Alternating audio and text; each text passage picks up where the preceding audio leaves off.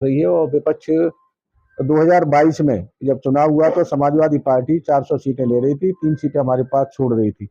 परिणाम आया तो जनता ने सब देखा।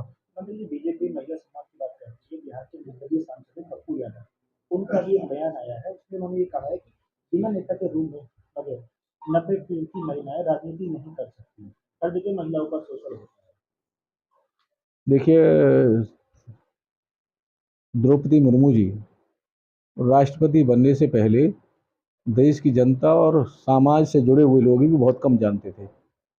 लेकिन ये भारतीय जनता पार्टी ही है कि एक आदिवासी क्षेत्र से ला करके और देश के संवैधानिक सबसे बड़े पद पर बिठा देना, ये भारतीय जनता पार्टी ही कर सकती है। उनके बयान को लेकर क्या कहेंगे कि जिन्होंने ये जिस तरह का महिलाओं को लेकर कहा है? ये उनके बयान की अपनी मैं कह सकता हूँ उनके अपने सुझाव सोच हो सकती है, लेकिन भारतीय जनता पार्टी के विषय में कह सकता हूँ कि भारतीय जनता पार्टी अगर मातृशक्ति के पक्ष में न होती तो 33% विधेयक लेकर के ही नहीं आती। तो भारतीय जनता पार्टी सभी का साथ लेकर के, सबको साथ लेकर के और सबको सम्मान देकर के चलती है। टीएमसी सांसद महबूबा मित्रा योगी आदित्यनाथ जी को बुलडोजर बुद्धि कहकर वो संबोधित किया है कानून में। बंगाल की जनता जवाब देने जा रही है उसका। धन्यवाद सभी का। देखिए, आदरणीय प्रधानमंत्री मोदी जी ने 16 और 17 अप्रैल में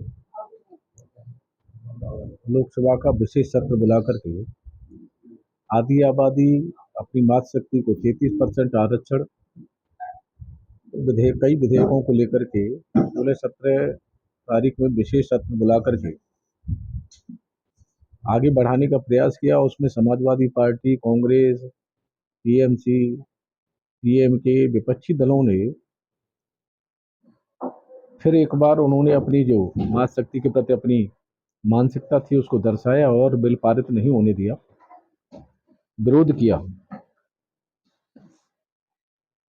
एक बार फिर दर्शाता है कि लंबे कालखंड के बाद, देश की आज़ादी के लंबे कालखंड के बाद हमारी मातृशक्ति को जहां लोकसभा में और विधानसभा में कानून बनते हैं, जहां उनका अपना सुझाव, अपना मत रखने का अधिकार आदरणीय प्रधानमंत्री ने देने का काम किया और उसमें विरोध करके उन्होंने दर्शाया कि मातृशक्ति के प्रति उनकी भावना क्या है।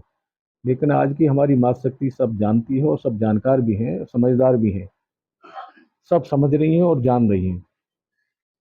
कुछ दलों ने ये विषय उठाया कि राज्यों के साथ भेदभाव होगा।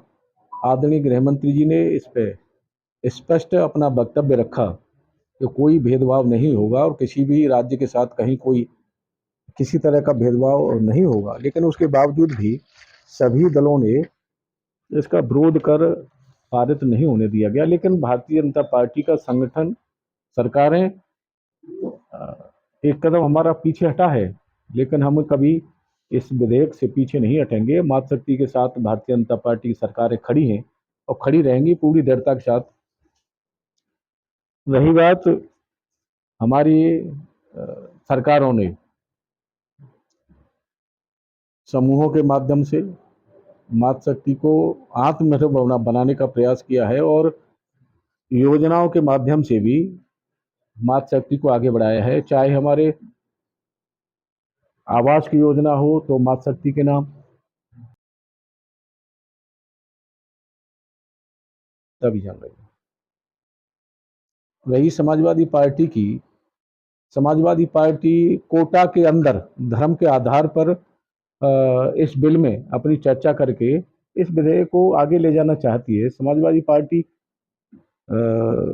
मैं कह सकता हूं कि समाजवादी पार्टी को सबक लेना चाहिए।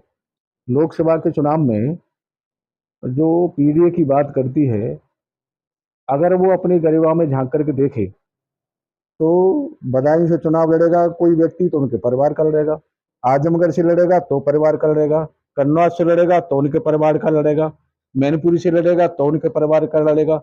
अगर यादव ही लड़ा नहीं तो पार्टी में ऐसा नहीं है कि यादव नेता नहीं हो। तो समाजवादी पार्टी को तो अपने गरिमाम झांक कर देखना चाहिए, तब उंगली उठानी चाहिए। पूरे उत्तर प्रदेश में आधे से ज्यादा उत्तर प्रदेश में आजमगढ़ और बदायूं की दूरी पे आप देख लीजिए, तो वहां से लड़ेंगे तो परिवार के लोग लड़ेंगे, तो उनको तो मैं कह सकता हूँ समाजवादी पार्टी को तो उंगली उठाने का सवाल ही नहीं है। पश्चिम बंगाल में भी आज विधानसभा चुनाव की वोटिंग हो रही है, वहाँ भाजपा के जो कैंडिडेट्स हैं शुभेंदु शेखर, उनको आज बुलाया गया है वहाँ, उसको वहाँ से प्रचंड वहाँ वोटिंग हो रही है। अभी पीछे बिहार का परिणाम देख लिए, प्रचंड वहाँ मतदान हुआ, हमारी सरकार बनी, बड़े बहुमत के साथ बनी। कई राज्यों के चुनावों के परिणाम पीछे देखे गए हैं, जहाँ जहाँ प्रचंड वोटिंग हुई है, भाजपा की सरकारें बनी है, वहाँ केंद्रीय हमारी सेना बलों ने वहाँ जो फ्लैग मार्च किया है और वहाँ जनता में भरोसा जगा है बंगाल में कि हम वोट डालेंगे तो हमारे साथ कोई भी दुर्घटना नहीं होगी, वहाँ जनता में भरोसा पैदा हुआ है, तो जनता निकली है वहाँ। और मैं स्पष्ट बहुमत के साथ मैं पूर्ण विश्वास कह सकता हूँ कि पूर्ण बहुमत के साथ वहाँ बंगाल में सरकार बनने जा रही है। रही बात, कई पत्रकारों ने भी सवाल उठाए थे कि आप कैसे वहाँ पूर्ण बहुमत के साथ पहुंचेंगे, तो सीधा हमारे गृह मंत्री ने जवाब दिया, दो से सीट से हम 77 तक पहुंच सकते हैं, तो 77 से बहुमत तक पहुंचने में कोई दिक्कत नहीं है। हुमायूं और कबीर मस्जिद बना रहे हैं, उनको कहा जा रहा है कि वो बीजेपी के एजेंट है, क्या मानते हैं?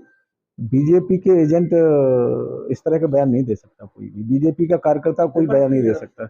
विपक्ष जो भी आरोप लगाए, विपक्ष के अब आरोपों को जनता बार बार नकार रही है, और विपक्ष 2000